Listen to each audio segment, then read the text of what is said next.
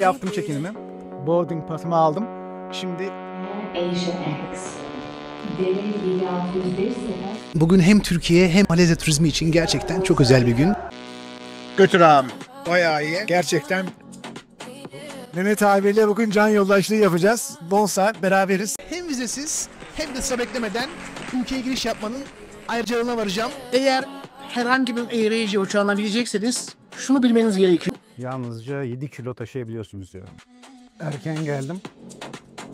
Çekim müsait. Çekinim var. Pasaportumu vereyim. Türk vatandaşları Malezya seyahatlerinde vize uygulamasından muaftır. Yani hem kabin valizi hem de sırt çantası 7 kiloyu geçemiyor değil mi? Aynen öyle. Ama zaten benim 25 kilom var. Ama 25 var. Ama el valizi için soruyorum. El vakali 7 kilo. AirAsia Move aplikasyonuyla biletinizi alırken veya check-in esnasında valiz hakkı, koltuk ve yemek seçimi gibi ekstraları ödeyebilirsiniz. AirAsia Move aplikasyonunda indirmenizi tavsiye ediyorum. Türk pasaportu için, Türk vatandaşları için büyük hizmet bu. Sıra işine girmeden direkt bu köşeden e-pasaport geçebiliyoruz. Gayet rahat şekilde yaptım çekinimi. Boarding pasımı aldım. Şimdi e-pasaporttan geçerek yine sıraya girmeden ikinci gümrük kontrolüne geçiyorum. Epey kolay oldu. Uluslararası uçuş için tabii erken gelmek gerekiyor. 3 saat önce geldim. Keyfim rahat yani. Şu anda kafam rahat. Keyfim yerinde. Fazla strese girmeden içeriye geçip çekimlerimi yapabileceğim. Gayet iyi. Sabiha Gökçen Havalimanı'ndan herkese merhaba. Bugün hem Türkiye hem Malezya turizmi için gerçekten çok özel bir gün. AirAsia X ilk tarifeli uçuşuna İstanbul Sabiha Gökçen Havalimanı'ndan başlıyor. Çekinimizi yaptık. Heyecan doruk. Hem bu uzun uçuşu sizler için kaydedeceğim hem de Kuala Lumpur'da neler yapılır, neler yenir, nerede kalınır gibi kritik bilgileri sizlerle paylaşacağım. Eğer hala abone olmadıysanız profildeki linkten kanala abone olarak içerikleri takip edebilirsiniz.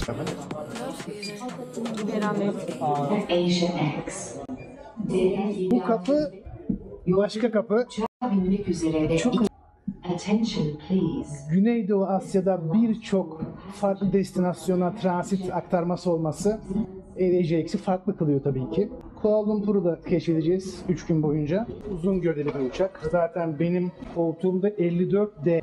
Evet, hem de şöyle bir uçak turunu da atmış olacağız ilk business tarafından binince. Business ödemeye değer mi? Tabii ki 11 saatlik bir uçuş. Koltukların yatıyor olması önemli.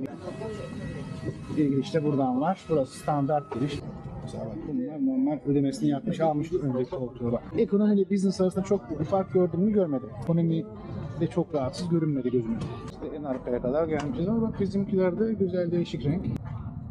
D, 54D. İşte böyle durumlarda dersin ki keşke cam kenara alsaydım. Uçak tamamen dolu olmasına rağmen biniş işlemleri hızlı şekilde sonuçlandı. Once airborne, we'll be making a right setting our course.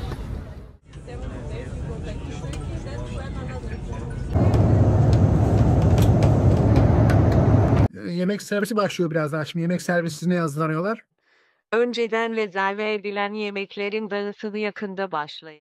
Tabağında yine üzüm viyanos, yapay zekayla. Santander'in AirAsia'nın bir markası, yemek markası. Hem alkollü hem alkolsüz içecekler servis ediliyor. Ama önceden rezerve etmekte fayda var. Uçak kalabalık. 2 tane farklı Malezya yemeği sipariş ettim. Şimdi onları deneyeceğiz. Bismillahirrahmanirrahim diyelim, açalım. Kaç para kesiyor abi buna şu anda? 250 lira. 27 mi yoksa? Ama içecekle. Thank you. Evet, ikinciyi de Allah'tan söylemişim zaten. Biri yer biri bakar, kıyamet ondan kopar. Evet, Santan menülerimize şu anda tadımına başlıyoruz Mehmet abimizle. Pancar. Abi şu nasıl? Sambal diyorlar buna. Göm abi. Şey daha acıyla. Güler daha. Yumurta. Götür abi. Bayağı iyi. Gerçekten. Bunda karides ve makarna. Beyaz bu sen de bundan al. Aa güzel yalnız. Çok iyi. Makarnasından da al. Aa kaşıkla al. Kaşıkla. Kaşıkla al. Bol al. Bol. Mehmet abi yemekler fena değil ha. Güzel. Hoşuma gitti. Ha şunu itiraf edeyim. Hayatımda ilk defa karides tattım. Yemeğe bayağı güzel. Nasıl yemek? Satan yemekleri en azından ekransızlıktan bir nebze olsa unutturdu bize ekransızlığı. Yemekler fena değil ama içecek servisi hemen gelmedi. Orada bir eksi yazıyorum. Ekran yok maalesef de ekonomik olması amacıyla herhangi bir geri faktör ödenmemiş. Film izlemenizde bir zaman geçirmek bu tarz uçuşlarla biraz zor oluyor. Eğer herhangi bir AirAsia uçağına binecekseniz şunu bilmeniz gerekiyor. Yanınıza artık iPad, iPhone, bilgisayar ne varsa bireysel olarak ödemiş olduğunuz üyeliklerinizle havada film seyredebilirsiniz. Ama AirAsia'nın veya AirAsia X'in herhangi bir servisi, herhangi bir ekran servisi bulunmuyor. Yani Mehmet abi şimdi şunu da herhalde belirtmek lazım. Bence yemek eğer yenecekse online söylenmesi lazım değil mi? Çünkü çok bekledik yani. Bir saati geçecek. Evet bekledik. Mesai yerken ben baktım onu söyleyeyim. Yani paylaştık. Bayağı bir izleyicilere karşı. Zaten eğer yemek yenecekse ki uzun uçuşta yemek yeniyor. Online herhalde siparişi vermek Tabii. Pencereler sipariş yapıyoruz. Abi. mantıklı. Sen şimdi ne söyleyeceksin? 27 bin ringite Evet bu içecek. çay artı nasilemak söyleyeceksin değil mi varsa? Mesela ben 2 menüyü kaç paraya aldım online'da? 33 ringgit. Hem de daha ucuz. Bir şey daha öğrenmiş olduk ya. Yine kârda seni yemen de değil. Değil mi? Mehmet abiyle bugün can yoldaşlığı yapacağız. 10 saat beraberiz. Hemen kaynaştık. Onun ilk uzun uçuşuymuş. Nereye gittiğini şimdi merak ettim. Ben de sordum. Nereye geçiyorsun sen şimdi buradan? Kuala Lumpur senin su istasyonu mu? Hayır. Kuala Lumpur aktarmalı.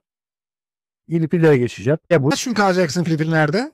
şu an ya 5 gün planlıyorum ama kesin değil. Ya Uçuş fiyatını almadın mı? dönüş biletini aldım. Dönüş biletini 26'sını aldım. Onu da Kuala Lumpur'dan. Zaten Kuala Lumpur bir transit noktası. Mehmet abimiz de Filipinlere gidecek, Tayland'a gidecek olanlar var, Vietnam'a gidecek olanlar var. Teşekkür ediyorum değerli zaman için. Umarım tatilin iyi geçecektir. İnşallah hem beraber iyi şef. Ne kadar. Evet uçuran 3'te birlik bölümü şu an geride kaldı. Saat 9'a vardı. Aslında tam uyuma zamanı.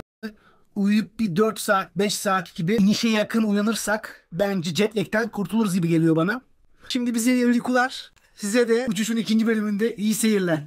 Bu arada diğer bir kritik bilgi, yastık ve battaniyeyi AirAsia uçuşlarında kiralayabilirsiniz. Ayrıca iniş öncesi duty free alışverişinizi havalimanı fiyatlarına göre daha cazip fiyatlarla yapabilirsiniz.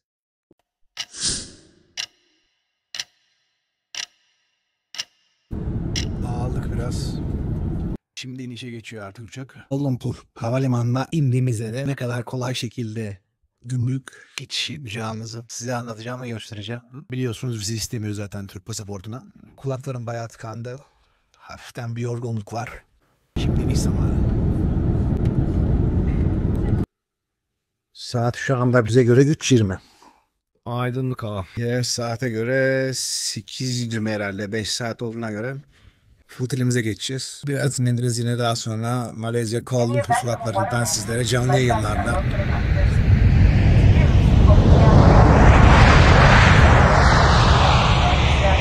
Evet ilk yolcular olduğunuz için bize özel bir sürpriz parti hazırlamışlar. Ayı falan gelmiş.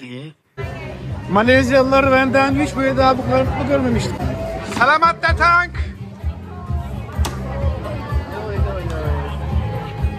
Terima kasih. Everybody terima kasih. Hello.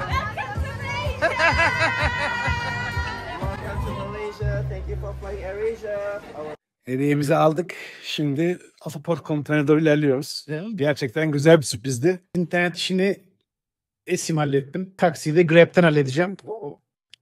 Ama önce bir valizimizi alalım. Daha sonra biraz dinlenmeye ihtiyacım var. Gerçekten 10,5 saat, 11 saat uçuş beni biraz yordu.